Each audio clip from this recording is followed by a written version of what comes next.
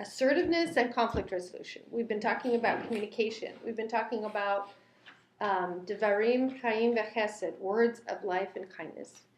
And of course, it's really easy to have kind, loving words when we're not mad. That's sort of one of those But the test is when we are mad, when we are angry, or when we're this conflict, or when there's something we need to get done and we're not in agreement. That's always the test, right? That's the more difficult time. And so part of what I'm wanting to bring to you is sort of pulling the pieces together today of what we've been talking about.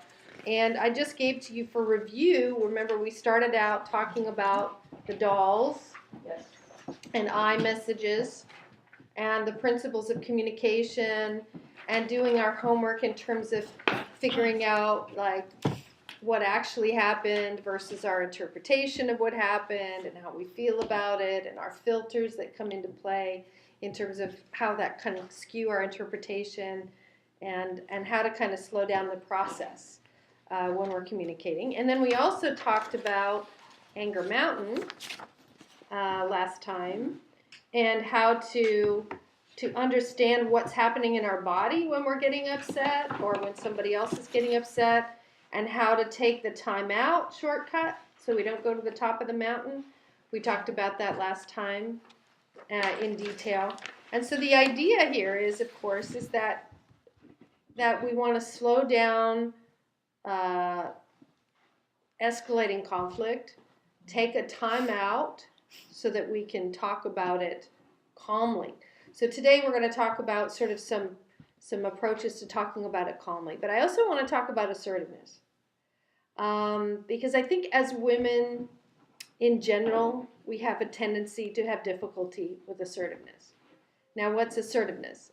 Assertiveness is not aggression, right? It's not yelling at somebody, right? But it's standing up for ourselves or for someone else or for a principle, and using our voice in an appropriate way, having good boundaries in using our voice and in setting a boundary sometimes with other people, but without necessarily being aggressive and intruding on their boundary or being inappropriate. Does that make sense? Does that fit with your idea of assertiveness? So I'm kind of wanting to bring a bunch of things together in the next hour, and we'll see if we, as I said before, we're probably not going to get through all of the materials I gave you today. I gave you lots of details, some things to take home and think about. So I'm giving you the details, so a little bit of what I'm going to talk about is the overview. And I want to make sure that we leave some time for questions, because I know you guys love the discussion part most of all. So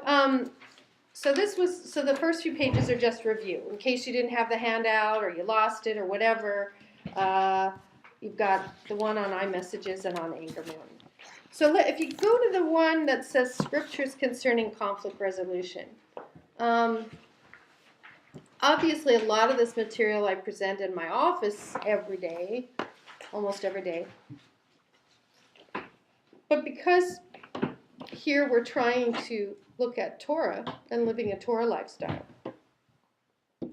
I wanted to bring up some scriptures that sort of supported what I teach. And I've been wanting to do this for a while, and it's not completely pulled together, forgive me, but I wanted to address some of the biblical basis for basically why confront. Because we're going to be talking about confrontation, healthy confrontation, okay?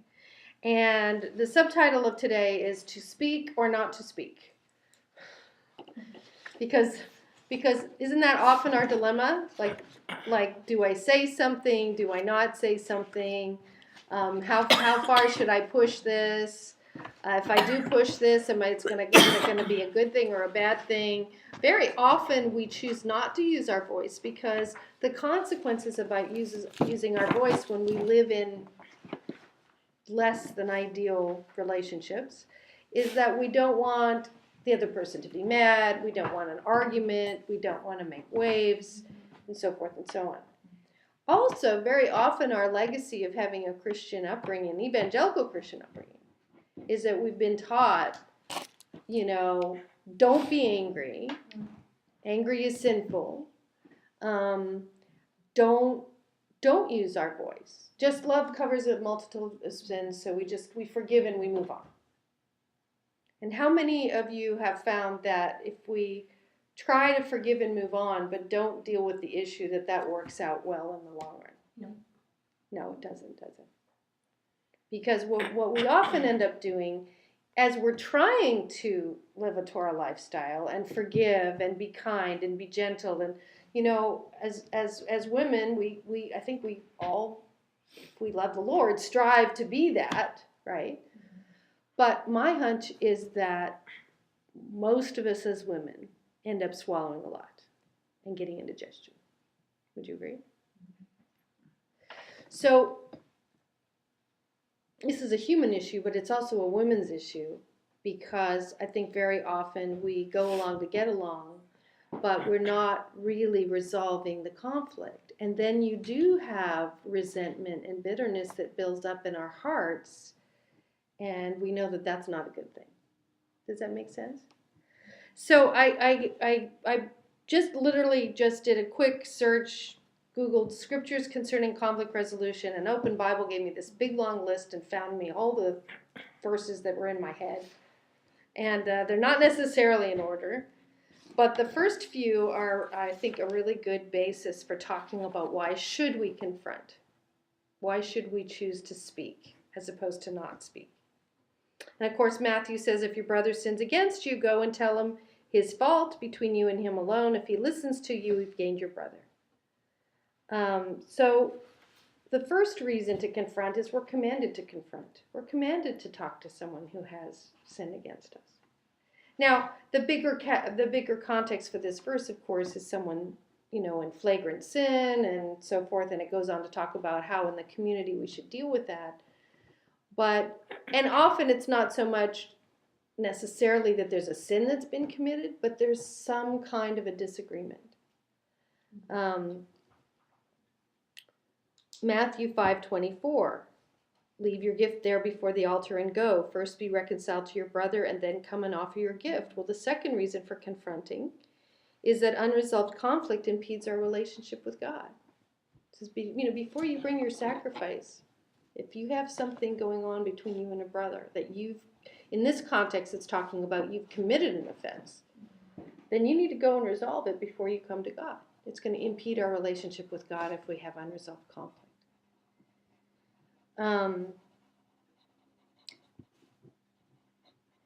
The Ephesians verse, I love this. Rather, speaking the truth in love, we are to grow up in every way into him who is the head, into Yeshua, from whom the whole body, joined and held together by every joint with which it is equipped, when each part is working properly, makes the body grow so that it builds itself up in love. That's all one sentence. What does it start with? Speaking the truth in love. So another reason for unresolved conflict, it impedes growth in the body. If we're not speaking the truth in love, then we're not going to be growing into one body.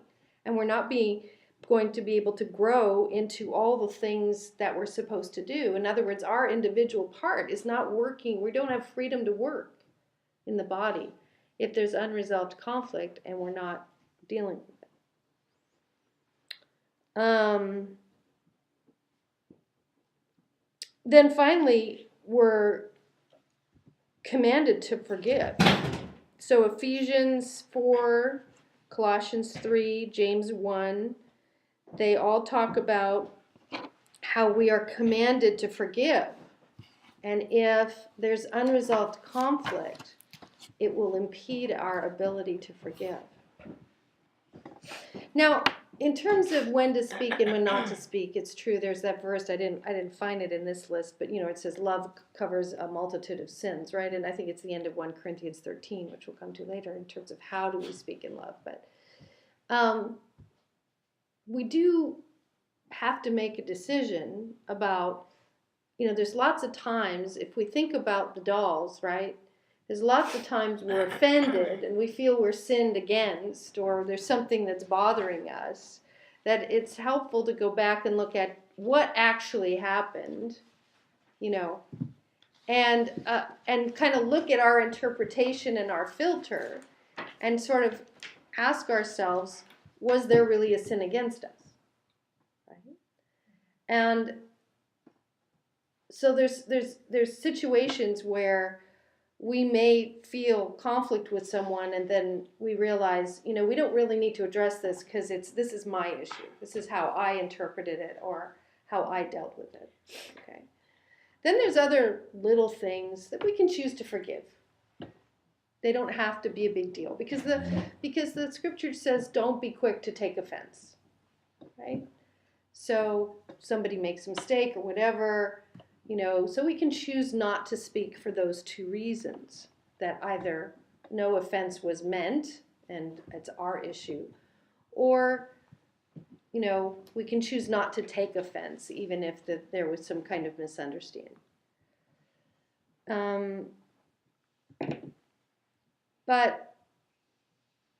And a lot of times it's not so much sin that comes into the situation as just simply misunderstanding. When we think about that whole communication process that the Dolls talks about, it's amazing we manage to get anything straight.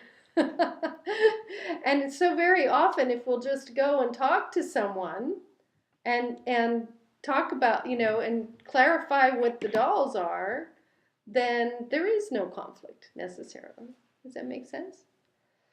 But then there are those situations where people have truly done something to injure us or to injure somebody that we care about. Or there is a disagreement in terms of values, in terms of how to handle something. And so we have to deal with those situations.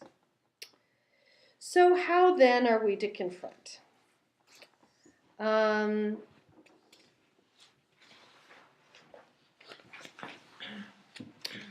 There's a lot of scriptures from James on down that talks about, a lot of these scriptures are basically talking about different guidelines. So obviously the first principle in how to confront is we're going to confront the Torah way, right? Which also happens to be the most psychologically healthy way.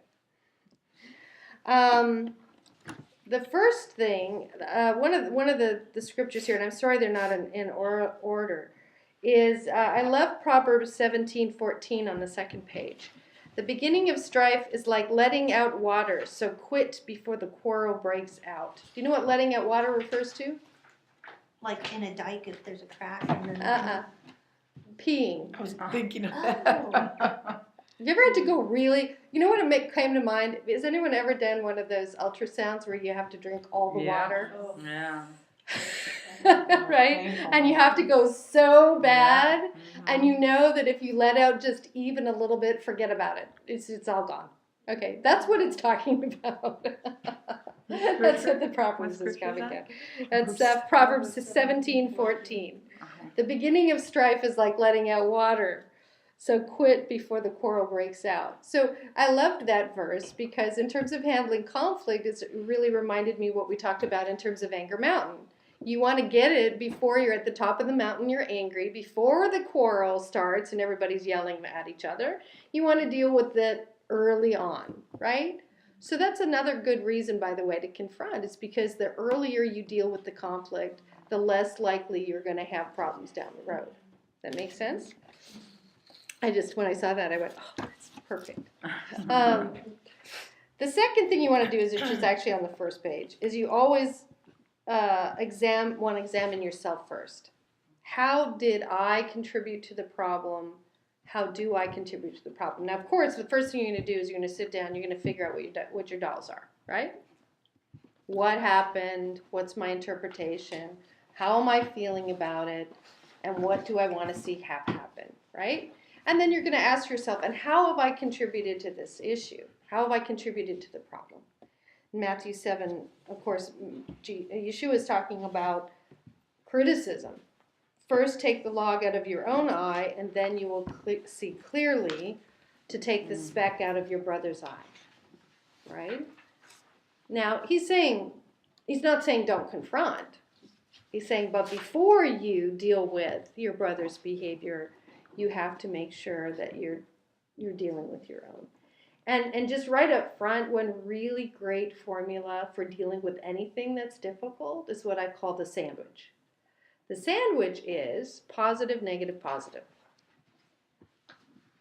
Okay? A positive statement, a negative statement, always following with a positive statement.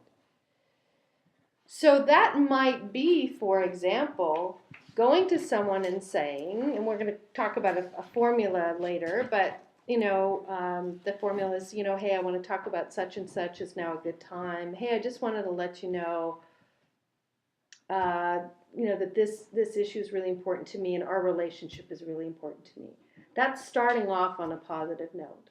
And then if you notice that you had contributed something to this situation, you could start off right away by asking forgiveness for your part. And that immediately sets the tone for reconciliation. And then, if the other person's not familiar with this approach, you would ask permission. Could I share some things with you that were hurtful to me that I'd like for us to work on? And you get permission to talk about the negative, right? And then you can go into the negative. So you start with a positive valuing of the relationship. You confess to what your part might have been in the situation, and then you ask for their permission to go on into the negative and talk about the hard stuff. And that way you have a contract. Basically, you're setting up a contract that we're gonna work on this. Okay? And obviously, I'm talking. Hopefully, you have some of that contract in the marriage situation, which we'll talk about at the end. But so this would be maybe talking to a friend or whatever. Somebody's not really familiar with these principles.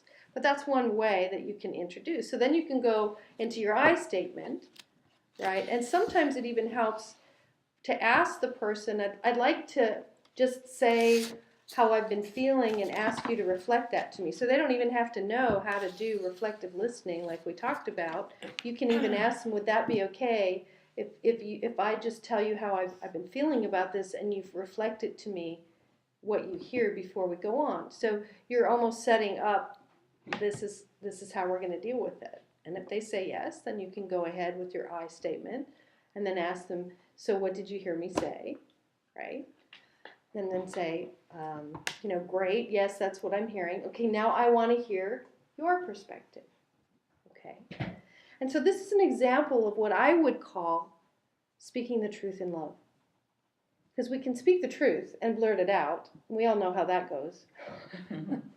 But speaking the truth in love means hopefully that you've recognized that there's a foundation upon which you are speaking. You have a relationship and you want to make it better. And you're setting forth kind of a procedure for how to do that. And it's all, we're not just going to have at it. And then, of course, if I were to go ahead with sort of this scenario, and we'll go into it a little bit more, the important thing is what I would like to see happen in the future and seeing if the person could agree that, yes, we want to do this in the future. And then it becomes, we're a team. So you want to go from hearing one another and the perspective to establishing some foundation of agreement and becoming a team solving a problem versus, some competition or a fight where you're the enemy and I have to win. That's the general idea of the material that I've given you today, is how to bring that team focus into a conflict situation where we're a team together solving this problem over here rather than fighting for power and supremacy and who gets to be right. Does that make sense? Mm-hmm. And so some of these scriptures, support that approach. One of them is Philippians 2:4. Let each of you look not only to his own interests, but also to the interests of others. So you're going to be looking at your part, and you're going to be wanting to know what their perspective is, and you're going to be looking to satisfy both sides, their needs and so forth.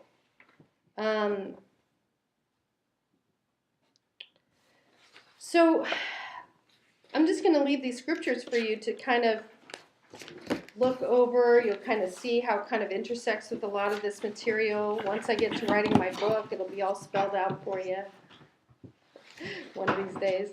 But I want to talk to you about,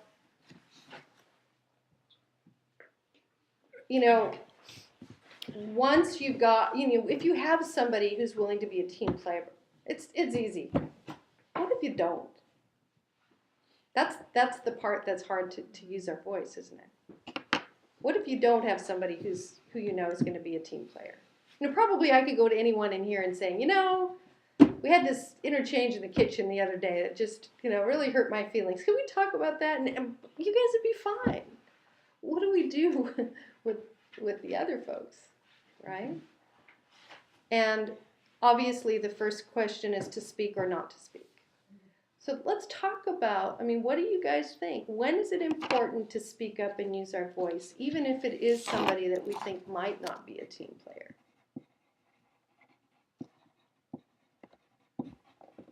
Well, one right off the bat, it would be when there's happening. Okay. Definitely. Whether or not that person's a team player, that can happen. Okay. Something that can happen. So setting a boundary about physical inappropriateness. Yeah. Okay. What else can you think of?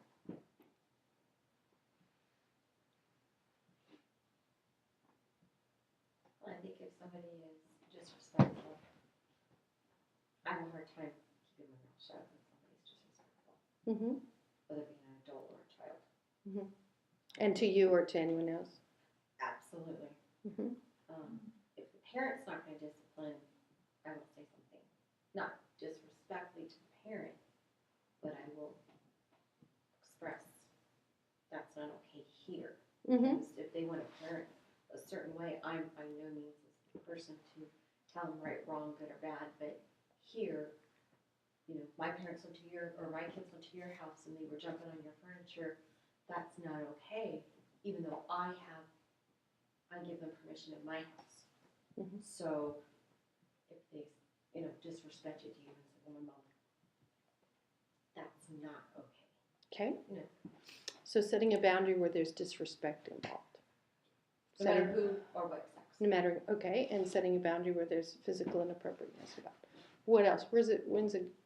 When somebody else is in absolute denial and they've shut it out and everything tells you they're not open to discuss this, they don't want to look at it, they're not open to talk. Okay, so in a situation where the person is not open to talking and you think they're in denial, that might be a place to use your voice and be assertive. No, that's when, I thought that was the not to talk. Oh, not to I speak. misunderstood Okay, your no, that's instructions. no I'm sorry. problem. I get It's it okay. now. So you're giving an example, when to talk, okay. When to speak. Okay. I got it Yeah. upside down. Yeah, and sometimes, and okay, no, but that's all right. That's important to know that there's sometimes when the person is completely cut off. But how do we know if they're cut off and in denial about a problem? I presume at some point we have to initiate talking to them about it, and then we may choose that that it's not going to be resolved or it's not going to be addressed or whatever, right? And yeah, there are those situations where we give up on the confrontation or we give up on the conflict resolution because it's not going well or it's not going, the person is not willing to be a team player. And actually some of the scriptures that I gave you refer to that situation. For example, the one where it says, "Vengeance is mine."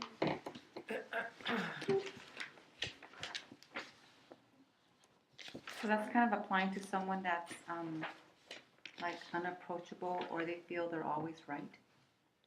Yeah. So They're Romans very 12, encouraged. 17, and 19. Repay no one evil for evil, but give thought to what is honorable in the sight of all. If possible, so far as it depends on you, live peaceably with all. So far as it depends on you. So I like that verse because it says we have a responsible to do everything that we can to live peaceably. And that doesn't necessarily mean, and that's what I'm kind of get, there are situations where we can't just forgive and move on. They need to be addressed, right? So we have a responsibility in Scripture that as far as it depends on us, we try and bring peace in the situation. So far as it depends on you, live peaceably with all. Beloved, never avenge yourself, but leave it to the wrath of God, for it is written, vengeance is mine, I will repay, says the Lord. So in other words, there's some situations where, as I was reading this, that we've done all that we can, but it's unresolved, right? So at that point, we have to leave the consequences up to God. But I still think it says that we have a responsibility to use our voice. Question, Andrea? This may not be along the line that you're sharing, so tell me if this fits a different portion. The scripture that says, reprove a scorner and you will be scorned. And it also says that if you go to exhort or somehow correct maybe a person with wicked intention, or they will become even more foolish. Only reason I bring that up is because, is it possible, like you just said, there are times when you go to amend a situation and it does not amend, whether you've been on your knees and have taken full responsibility. That scripture was, for me, I was curious as to your thoughts on, would that scripture fit? If we already know that the individual is a scorner and will scorn us, whether we think it's right or not that we go to make a situation right, is that the time to be wise and just be quiet? I cannot go to make this right. Yeah, I think a couple thoughts that I have, and I love Proverbs, and part of the book I want to write is looking at all those wonderful. Proverbs is such an amazing manual for human relationships. It's just one little line. It's like, oh wow, there's so much in there. I would have to look at what the Hebrew idea of what a scorner is. Generally in Proverbs and in Psalms, a scorner is somebody who doesn't follow Torah. They don't care about following Torah. So generally speaking, some of those things in Proverbs are referring to somebody who has no interest in following Torah. And in some ways, it's kind of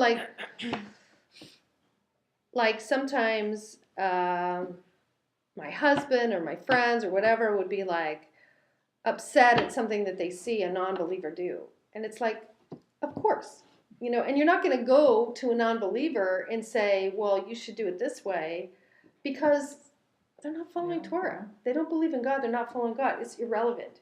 And that's how I would interpret that verse, is like, if you go to someone who's scorning God in the first place and scorning his word, it's like, it almost makes it worse, right? So rebuking them isn't going to make much sense. They don't have the same frame of reference. There are people who also have personality disorders, who are arrogant and who are very closed to taking any feedback. And from a psychological perspective, we would understand that it's because deep down inside they feel so bad about themselves that if you say a little tiny bit of negative, it's like you pierced them with a sword. And so they can't let anything in, right? Because really the self-esteem inside is so fragile that they can't let in any negative. It's too wounded. And the narcissistic person tends to be that way. They want to have a good front and look good, and they don't want to take any negative in about themselves, okay? Because it's too wounding for them. And that's another time when I would back off if it's not my place Now, I would say, you know, if we're married to someone like that maybe we have to persevere. We have to get in the back door, you know. But so I hope that addresses your question. I think, yes, there's definitely times when we choose not to speak. We should choose not to speak. I'll give you what brought to mind is a situation in my own life that I won't go into too much detail because I don't want to commit lashon hara. But for the purposes of, since it was a public situation, I'm not going to mention names, but I was in a congregation where the spiritual leader was doing very inappropriate things, and we tried to go to him privately, and that didn't work. In fact, we got kicked out as a result. But there was enough damage that I saw being done in the congregation that myself and some other people in the congregation chose to bring a complaint to the appropriate organization that kind of gave the congregation its messianic credentialing. I won't say which one it was. And so we ended up bringing a formal complaint and bringing witnesses, just as it says in the scripture, to bring witnesses. And it was a very, very difficult process. And the person did not want to be corrected. And they wouldn't accept correction. The hearing ended up finding in our favor and recommending a course of action, and then they ended up appealing it and turning the decision based on administrative blah blah blah blah blah whatever, and it was very damaging to a lot of people. But we had to make the courageous decision to use our voice, because here was a person in power who was damaging all those people. In that particular case, this person supposedly believes in Torah, supposedly follows God, but he wasn't open to correction. And what's really interesting is that someone who's involved in that situation, who had been a really good friend of mine, and who was involved with this person on a personal level, and who took that side, approached me, I'm gonna cry, but just before Rosh Hashanah this last year, 10 years later, wanting to ask forgiveness. And we had lunch together 3 weeks ago. And it was really amazing, because there was so much in the situation about this person that she didn't even know, that I thought she knew, and things that lashon hara that happened that I thought was her response, you know, that she had started, that she had not. And I had carried this grudge. I wouldn't say grudge, because actually there was a time when I chose to forgive, you know, but I had thought that this great injury had been committed in our relationship. It turns out that that this person had said that she had said something she didn't say. And here I believed it for 10 years. And so sometimes, and we had to that's an example of where I tried to use my voice. It didn't have any good resolution. But 10 years down the road, after having just given it to God, right? This person has never repented of what he did. He's never admitted to it. He continued to do it with other people, and he's continuing to do it in other congregations and other places. But at least in my relationship, you know, and now I regret going to her. I should have gone to her. I should have followed these principles and gone to her and said, this is what I was told that you said. Did you say this? But at the time, it was just such a weird, polarizing situation that I didn't see any point in it. But I was wrong. There would have been point in it. Now, maybe she wouldn't have heard it at that time. But 10 years later, now I gave it to God, and now I start to see things coming back into a healing way. I don't know if that's relevant to your question, but you know, sometimes we try. There's times that healing doesn't occur at the time that we would hope Right. that it would happen. But we leave it in the hands of Yeshua. And that's what I'm hearing. And eventually it comes around. Would that be the time to speak? Say if this person that's done damage in different congregations, say came to our congregation and you knew that, is that a time to speak like? Oh, I would speak. Okay. Okay, well, I was just wondering, if you would or. Yeah. Yeah. I would speak privately to the people who were involved in having them come, and then if the decision was to still have them come and speak, then I would just choose not to be here. Okay.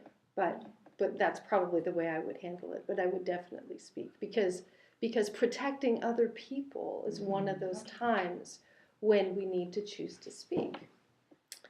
So that congregation doesn't exist anymore, but he's still going to other congregations. It technically doesn't exist very well. He went to serve at a different congregation. So. Christ had a situation like that, right? When there was a woman who came to him and everyone said she was disreputable, shouldn't be there. She was interrupting a wonderful dinner. And Jesus stood up for her. He chose to speak. And essentially that was when Satan entered Judas Iscariot. And he decided that's it, death for this person. And then he went out and betrayed Jesus. Mm-hmm. So Jesus chose to speak knowing it was his life's, his death. Mm-hmm. But he still defended that helpless woman who had repented. Mm-hmm. And was being attacked by those who said they were following Torah but were not. They were mouthing it but not in their hearts. God said sometimes people will come nigh me with their mouth but their heart is far from me. And so Jesus brought light to that and to protect her, and he lost his life. So now most of us would not have a problem speaking up to protect somebody else. What about to protect ourselves? What about standing up for ourselves? Fail. Huh? Fail. Question. I honestly, at many times, see there's no point to stand up and protect myself because I've seen, and this may not even be a proper principle, just something that I've tried in my life, and I've seen Yeshua stand up for me so many times that I've chosen at times, rather than saying something, I just take the side. I just kind of, that's okay. I choose to believe they don't intentionally mean to harm me. It's very unkind what they've done. But I know that Yeshua knows my heart, and my decision is full forgiveness. Obviously, they do not fully forgive, or they would not have done something that unkind. And I choose to let it go. I know Yeshua will vindicate me, and I've actually seen him do that. And I don't think he always does it necessarily so that we can see it. I believe there are times we don't see a vindication. And I'm not sitting there hoping for revenge. I just know that at times vengeance truly is in his hands, especially if when I approach them, and maybe my perception's off, I do not believe it will change the situation because I have been told by them nothing will change it. No matter my penance level or repentance. Is it okay then to just leave everything alone? Well, it sounds like though it's at some point in the past you have used your voice. Oh, okay, I see what you're saying. So you have used your voice and things continued. And so after a while you're like, okay, this person is not hearing, so I'm going to stop and let God deal with it. Yeah, that's appropriate. I don't think we should be bashing our heads against a closed door if the door is really closed. My concern is that there are situations that we don't use our voice in the first place that we should use our voice. I think that every woman in here has a very compassionate heart. And we have a tendency to put ourselves last and not set boundaries when we should set boundaries. That's my concern. And I'm going to talk about myself, okay? I love my husband. We just celebrated 25 years of marriage. He would be the first to say that he tends to be narcissistic. frankly, most guys tend to be somewhat self-focused. They're not as in tune. We talked about that the very first time we started talking about words of life and kindness. And I allowed a lot of really dysfunctional patterns to develop in my relationship because I was not speaking up, and because I was being gracious, and I was being forgiving, and yada, yada, yada, okay? And after I got some therapy and the ripe old age of 40,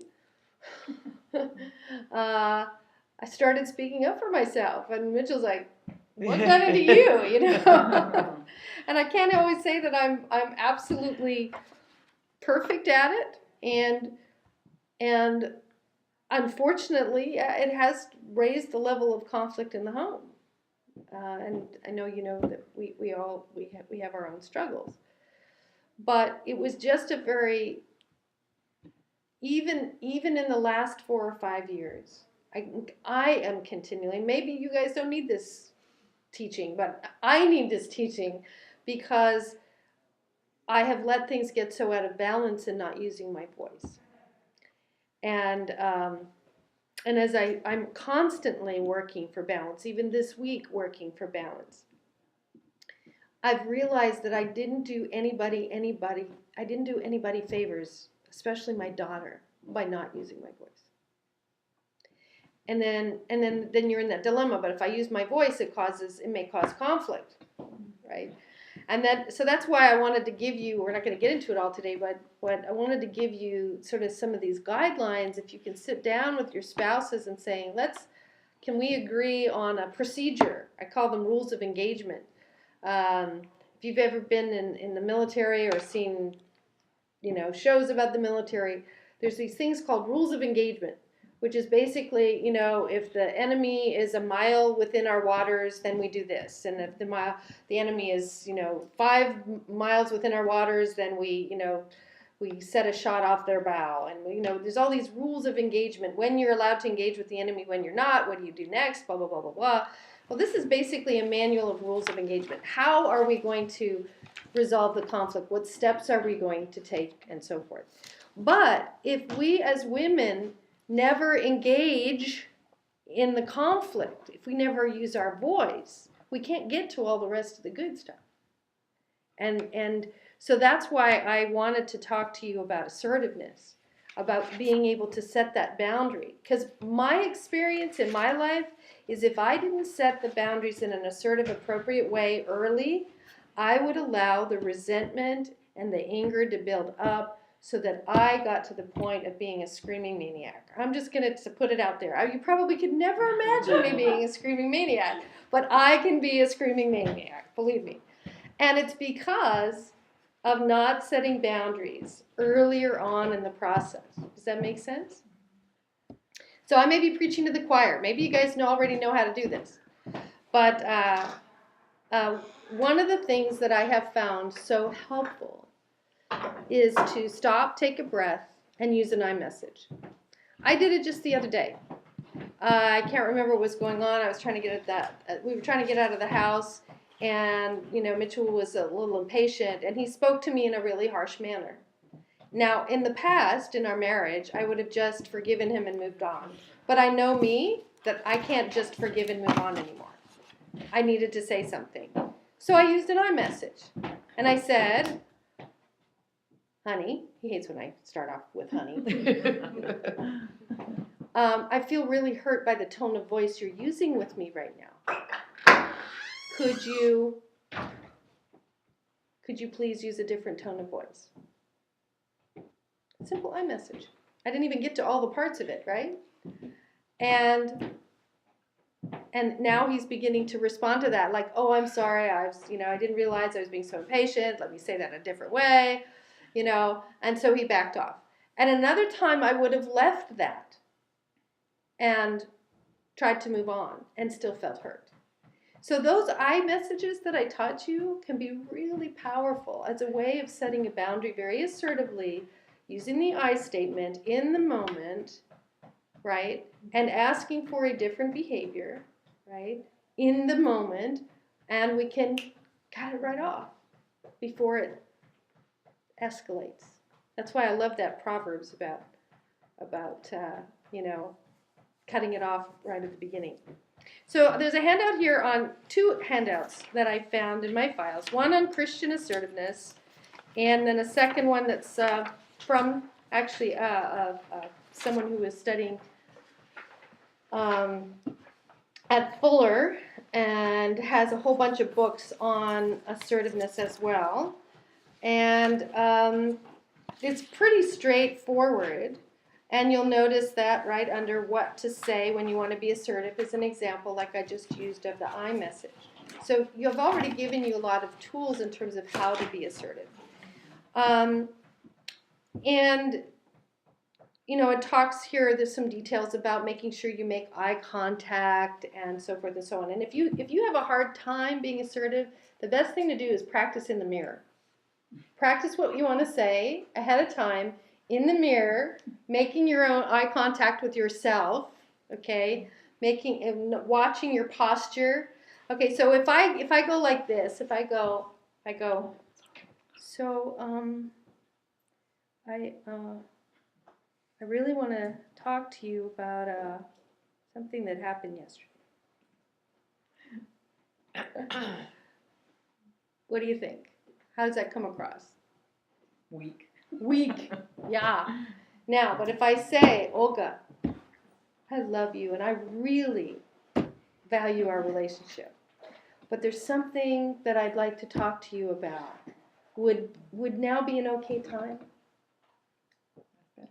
It's better, right? It's I'm leaning forward and making the eye contact.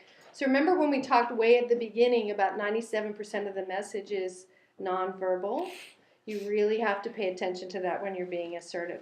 So the second page gives some techniques that you can use. I always think of it as like if you're with customer service on the phone. I tried this the other day for like an hour with these customer service people in India talking about this computer program. It was the most frustrating experience I've ever had. I used all my iMessages. I used the broken record technique. I got no joy out of that situation. Not even understanding them. Oh my goodness, no satisfaction whatsoever. Didn't get my money back. I finally gave up. But I used tried my best. Broken record. He was actually using the guy who was supposed to be the tech support guy just kept saying the same thing over and over again. It was so annoying. But, even Yeshua said that this technique is very effective. What did he say when we're praying? That if we go and we go and we go and we go again, right? That won't, if our neighbor would not refuse us, wouldn't God not refuse us also? So we are to be persistent in prayer. So because this is a good principle in terms of being persistent in relationships. If you feel being pressured and bullied by someone else, you ever feel pressured like they won't let you go, all right, you can always take that time out like we talked about in Anger Mountain. Like, I'd like to think about this over. I'm not going to give you a decision right now. I'll get back to you about this. You might have to repeat it a lot. But don't allow yourself to be pressured into what we call a pressured yes. If we talked about a pressured yes? A pressured yes is really a no. That we didn't have the courage to say no, so we give a pressured yes, and now we're not saying yes with our whole heart. We're saying it with resentment and yada, yada, yada. And by the way, you can get this from your spouse a lot. And what is the result? Is it always what you want? If it's a pressured yes? Sometimes. But usually it's not a cheerful giver that you got on the other end, right? So, and the principles that I've given you in terms of negotiating, like we talked about as a team on a problem solving, the idea is not to win-lose, it's win-win. So everyone's a cheerful giver. Everybody buys into the solution, right? And you don't end up with pressured yeses. Because what often happens is we don't want the conflict. We don't know how to resolve the conflict. And so we just go, okay, fine. And it's really not fine. Or our spouse will say, okay, fine, and it's really not fine. And then often we do not get 100% of what we really want. Does that make sense? Yeah. And there are people who are afraid of conflict who are very, very susceptible to saying yes when they really mean no. So don't feel bullied into saying yes when you really mean no, or you're not sure. Ask for, time out. Is that you? Okay. And I like the remind here, the worst time to make a decision is when you're confused or angry, take a time out. Remember Anger Mountain, the worst time to make a decision is when you're so aroused and upset you're at the top of the mountain, and what happens to our judgment? It goes down, right? So you have to take the time out so that you can think clearly.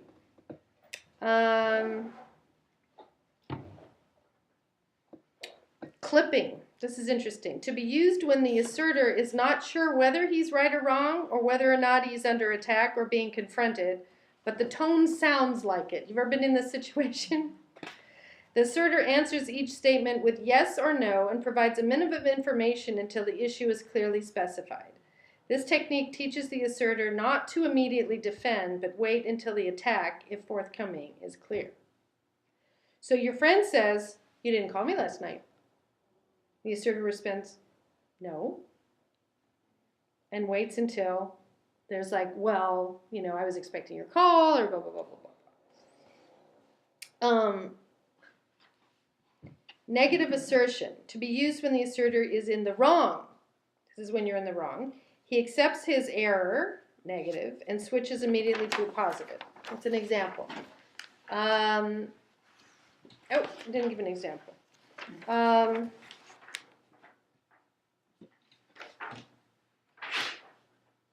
Well, this is just, if you're feeling attacked, right? This follows the principle of looking at your own contribution first and being able to start out with, yes, you're right. I did that and that was the wrong thing to do. Please forgive me. Another way of calling it is the disarming technique. If you agree with as much as you can, you've already disarmed the other person who may be coming at you, and you'll see the intensity go down. Because I may have said it when we were talking about anger, but when you're dealing with an angry person, and a lot of this is talking about when you're dealing with an angry person, angry people want to be heard.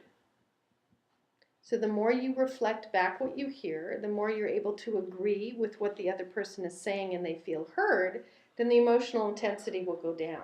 And again, it's that principle that I talked about earlier of establishing some kind of foundation for agreement that you can then become a team to solve a problem. So even if it's someone who has a gripe against you, right, and you want to use your voice, this is referring to disarming the person, bringing the emotion out of it as much as possible by agreeing, first of all, with as much as that you can agree with.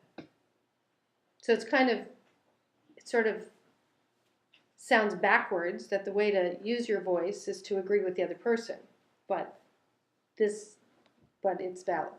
When you say an angry person, is it possible that a really wounded person can also seem like a really angry person? Oh, always. Because remember we talked about anger. Anger is always a camouflage emotion for what? Hurt or fear, right? Hurt, sadness, or fear. So if somebody comes at you and they're angry, what you want to try and get to is what is their hurt, sadness, fear, or anxiety. And once you're able to connect with them on what they're hurt, fearful, sad, or anxious about, then they don't need the anger. Does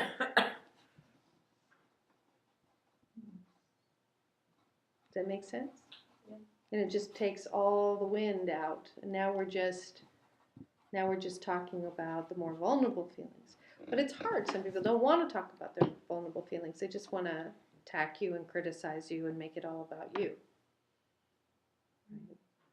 But if you can come back with as much as possible, wow, you sound really upset about that, and you can get into empathic mode, then you'll see some of the emotion come down. And the technique here is, and it's mentioned later on in terms of how you negotiate conflict, is you first start with agreeing with as much as you possibly can. So when we were doing reflective listening, and this is an important part, it's not written down, and I apologize because there was one handout that I should have included in here that I didn't, which is once you've done the reflective listening with someone, the next part is what we call the agreement phase, okay? So you're going to agree with as much as you possibly can and also validate. Well, boy, it makes a lot of sense that if you thought I was doing blah, blah, blah, blah, blah, blah, that you would feel blah, blah, blah, blah, blah, blah. I can understand how you would feel that way. Now, have I said that that's what I actually did or thought or said? No. But it makes sense that if you thought I was doing that or if you thought I said that you felt really hurt. And so we validate as much as possible and we agree with as much as possible. Then once we've done that, we move on to coming to a shared agreement that there's a problem that needs to be solved, and then defining what the problem is. Well, what do you see the problem as? What do you see the problem as? And then, so you first of all have to come to a shared definition of the problem. Because if you both define the problem differently, there's no way you can agree. So you have to negotiate on what the problem is. After that, it's easy. Once you've decided, you've agreed on what the problem is, then you go into brainstorming. Well, what are all the possible ways we could solve this problem? And the cool thing about brainstorming is you can get really playful, because the idea of brainstorming is that you come up with any idea, even if it's crazy or if it's ridiculous. I mean, you can really have a lot of fun with it. And then what you're going to do is through all those different ideas, and you don't judge the other person's idea. You just write down, you know what brainstorming is? This is a classic problem-solving theory, right? You just write down all the different possible solutions.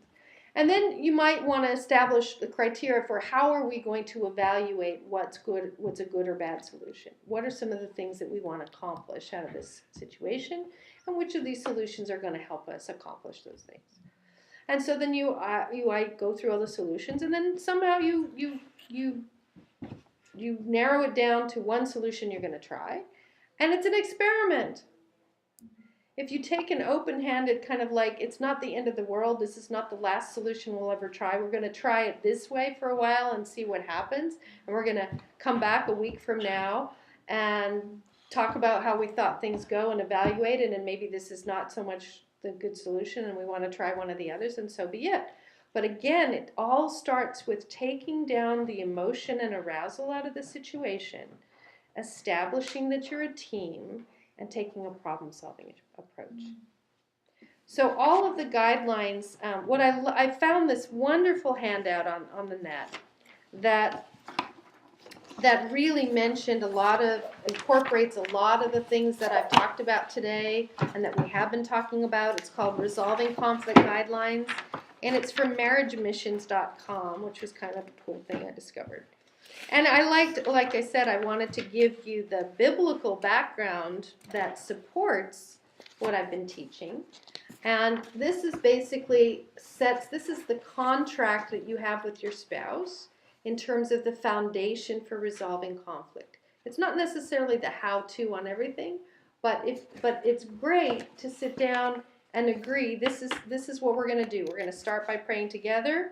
We're going to commit to being quick to listen and slow to speak. What can you use there? Reflective listening, right? We're going to listen first, all right? We will speak the truth in love, respectfully honoring each other's feelings.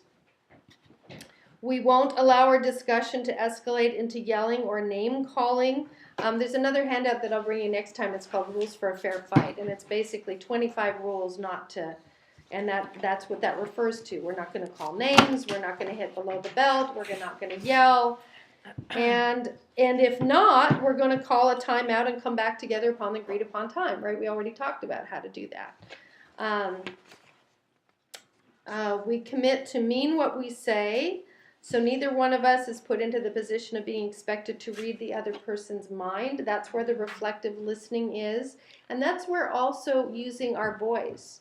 That we actually say what we really think and feel and want. A little bit later, there's an encouragement that if we're going to negotiate a resolution, we need to put everything out on the table, even if we don't think we're going to get it. It's kind of, I talk to people about, it's kind of like going to the bazaar and haggling over the price for something, right? You don't start with giving them the highest price. You ask for the lowest price possible, right? Because you're going to ask for the lowest price possible because you know you're going to have to give in some, right? So it's the same thing when you're negotiating with your spouse or with someone else. If you're negotiating something, you want to put on the table, well, ideally, if I could have everything that I wanted, this is what I would want. What do you want? Ideally, if you could get everything that you wanted, what would you want? And so we don't hold back. We really say what we mean, and we're honest with ourselves and with the other person in terms of using our voice. And then we'll refrain from playing the blame game. Again, that principle of using I messages and looking at our own contribution and blaming the other person. We will apologize and sincerely ask for forgiveness. Like I said, my suggestion is you always start out asking for forgiveness for your contribution to the problem. And then we will work to forgive each other as Christ has forgiven us. Keeping in mind, and we haven't talked about this a whole lot, but that forgiveness is a process. It's not something that we do once. It's something that we may have to do 70 times 7. And it starts with the commitment, the willingness to forgive, but it doesn't start with the feeling of forgiveness. Comment. Just a comment on what you just said, and your thought on it. I have a girlfriend who, because of cancer, she lost all her hair, which is not something that grows overnight. And because of that, her husband told her, "You look very ugly." Oh. Wow. And I understand the rules of engagement. You know, I felt hurt when he told me I looked ugly, Mm-hmm. and he was serious without my natural hair. So he's unattractive to him. I feel that you're saying I'm unattractive to you, and yes, you are. Right now, you are. Are you? Is this where you're saying, well, that's where she's going to have to forgive 70 times 7 because for the next how many months it takes for her hair her natural hair to grow back because he didn't like the waves. She just has to keep forgiving every day. That's something she can't even erase. In that case, do you have any comments on that kind of a? Wow. Yeah, that's.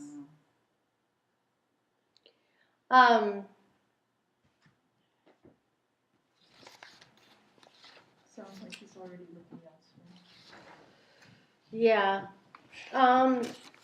Yes, that is one of those situations where the injury is so great, and the other that's the hard thing. We haven't talked about that, but Okay. you know, in terms of unresolved conflict, where you've done your best to use your voice, you've asked for the requested change.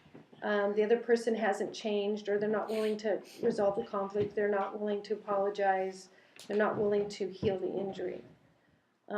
That's a lot more difficult to bring yourself to a place of forgiveness when there's no repentance. Then that's the issue. And the husband genuinely feels it's not. He could only say, "I'm sorry for telling you that," but it's how he feels and it's how he sees her. Right. Well, the part that which makes it even worse. The part that he's missing is, yes, it may be the truth, but we don't have to speak the truth all the time. We're supposed to speak the truth in love, and it wasn't loving for him to speak the truth about that. So the injury there is not that it is true that she may look ugly when she's bald, which she might. The real injury there is that he should have had the sensitivity in caring for his wife, that he didn't say it. And what he needs to apologize for is, even though I thought it, I shouldn't have said it. Okay. Does that make sense? It does make sense. Even though I know she's not just going to heal, well, I forgive you, you said it. It's almost like that feathers out of the pillow. It's out there.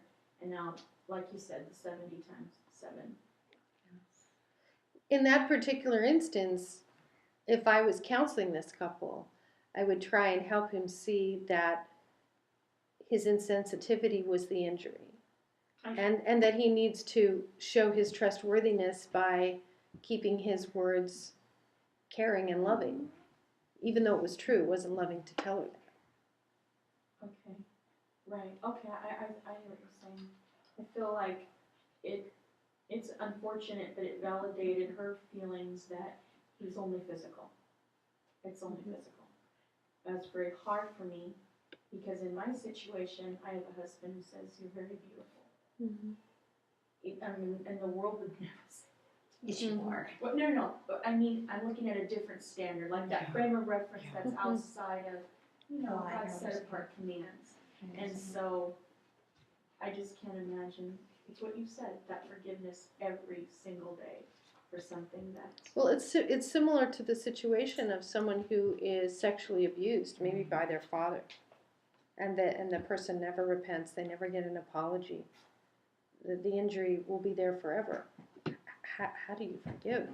It's difficult. It's a process, and it's a cycle where we have a willingness to forgive. We say, okay, Lord, I want to forgive this person, because of, and the only way we can do those is because Yeshua forgave me. So it's out of gratefulness for what God has forgiven us that we can forgive others. And so sometimes that's where we sort of have to find the strength to forgive others. And God, you've commanded me to forgive. I don't feel like forgiving. I feel hurt. There's a wonderful book by Elizabeth Elliot that she could read. And I may have mentioned it before. Elizabeth Elliot was the wife of Peter Elliot, who was killed and eaten by the people he was evangelizing, and eventually the tribe eventually came to know the Lord. But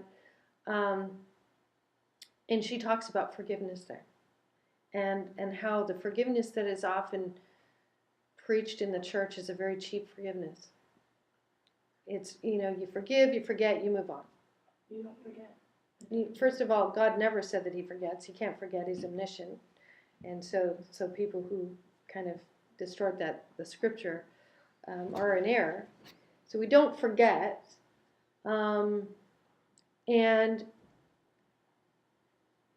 what Elizabeth Elliot talks about is that Christ's forgiveness of us meant that he took the consequences of our sin on him, and he tolerated the pain of that. That's pretty heavy. So when we forgive others, we are basically saying we're not going to insist that they take the consequences of their sin. We're going to tolerate the pain in us. We take the pain on us. She says it much better than I can, but I think you kind of get the gist. It's a sacrifice. It's a real sacrifice. And I really believe that some of the techniques that I use in the office, like EMDR, which is a particular technique that helps trauma, helps the brain get unstuck from those injuries and helps us to move on. But I think there's also a very deep spiritual healing that has to happen in those places. I agree with you completely, because so much, I feel like just that one comment to her opened the can of worms, so to speak. Just because now, she might have thought something about him prior, but now he's concreted it, and now how do you now have intimacy? How do you now say, how do I look in this dress? How do you say anything when someone really feels like, when you get your hair back, I'll be attracted to you again, but right now I'm not. How do you move past that? That was unfathomable for me, actually. It's really hard to hear. And to be a comfort, and to not have my own, how do you say, your own anger? You want to just, protective of her. You want it's your friend. You want to just say, yeah, he's a jerk. in my human nature, I wanted to say, you don't have to stay with him. How do you tell a woman to stay with someone that spoke that? But I couldn't do that. I had to just, it's between her and Yeshua. I mean, I can't, that's a holy ground. Like, I can't put my, you know what I'm saying? Well, the statement is the statement of a man who's injured in his capacity to love, to truly love. And that's difficult when you realize that the person you've married may be injured and not capable of loving you the way that you would like them to love you and that you need them to love you. And that's a very, very, very hard place to be. I told her about you. I gave her your number. Because it's no one you know, so it's not as if, No, you know, it's no, just, that would be fine.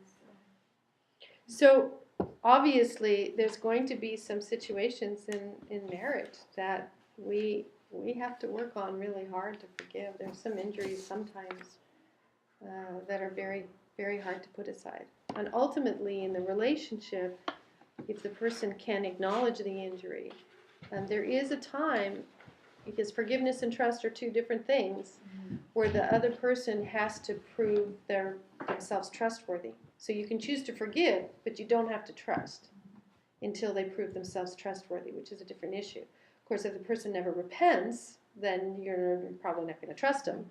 But you can choose to forgive them. And all that choosing to forgive them means is I'm saying, okay, God, I'm not going to take revenge. It basically means I'm not going to insist that they suffer the consequences of their sin, and that I'm going to let that go. That's hard. That's really hard. So our time is almost up. I hope you'll find the materials helpful. They're pretty straightforward. This last one that says problem-solving approaches, it sort of talks what we talked about, the approach of taking it as a problem-solving situation. And it says guidelines for marital negotiating. This is really great. If you kind of use this as kind of like a road plan and negotiating things in your marriage, would be really cool. And they talk about something called privilege. The idea is, and what I liked about the Marriage Missions website is they also made the distinction that very often we talk about things as if there's certain rights. We have certain rights in the relationship. And we treat everything as if they're a right. It's more helpful to treat things as a privilege. Okay, we have certain privileges in the relationship. And we want to trade privileges in the relationship as opposed to, demanding rights. It's like a little different approach there. It's in this handout that it talks about starting off being selfish and making very clear what it is that you want, realizing you might have to compromise down the road, but not to give up before you've even tried. So we're going to stop there for today. And if you guys want to have another session on this, I'm certainly open to it next month. I realize that this is a lot of material that I gave you, and you might want a chance to go through it and ask some questions. And so it's up to you guys, what we do next time. so it's all.